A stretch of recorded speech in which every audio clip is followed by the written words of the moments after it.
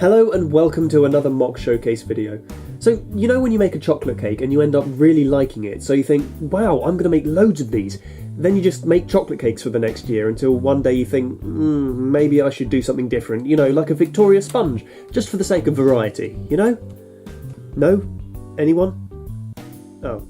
So anyway, I made a couple of diesels recently. These are two examples of the good old British Rail Blue era, which came about after a thorough rebrand during the 60s. There were dozens of variations and liveries and so on, and I'm by no means an expert, but for many youngsters growing up at this time, these two locos would have been a rather common sight. I'll start with this one. For a while now, I've wanted to make a simple, reliable train that can be run by itself without looking out of place. After a couple of false starts, I've come up with this. A BR Class 121, also known as a Bobble Car. These were built for branch lines that had very little passenger traffic, replacing old steam-powered auto trains. They've remained in service for decades, with one still being used on a novelty basis as recently as 2017. I had hoped to build this one in the original BR green livery, which I think looked very classy. However, I didn't quite have the pieces and it's a very expensive colour to shell out money for. The pipes at the front are just a couple of pieces of flex tube. I was going to use a piece of wire to help keep them angled right, but they've actually held their shape quite well. I also went over the front windows with yellow trimline tape. This is because I couldn't find any of these window pieces in that colour. Overall, this is a great addition to the fleet and will easily run on its own without any major problems. The perfect all-rounder locomotive.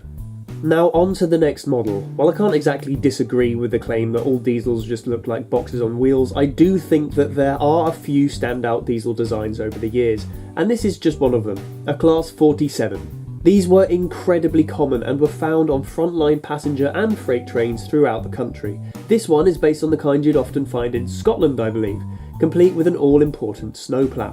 When I started working on this, I imagined using this window piece for the front and back cabin, but in practice these turned out to be far too tall and it just didn't look right. After a painful couple of evenings, I managed to find a design that I was happy with, topped off with some trimline tape. Speaking of which, I also used some trimline tape for the large British Rail logos on the side. It was quite nice to get some use out of the thicker strips since they're not usually of any use, and it completes the livery quite nicely.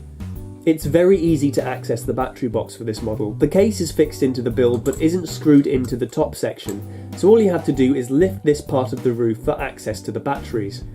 Overall, it's a model that I'm extremely happy to have. It'll be an interesting contrast to the steamers and will certainly be a welcome sight for people who remember these in their heyday.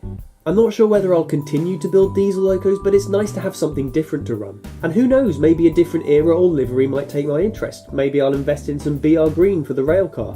For now though, this pair will do very nicely indeed. And that's about it for this showcase. Thank you so much to my new patrons Trace, Eva and Drew for pledging. Be sure to visit my Patreon page, there is a link at the end of the video and in the description. Thank you very much for watching as always, and I will see you in the next one. Take care.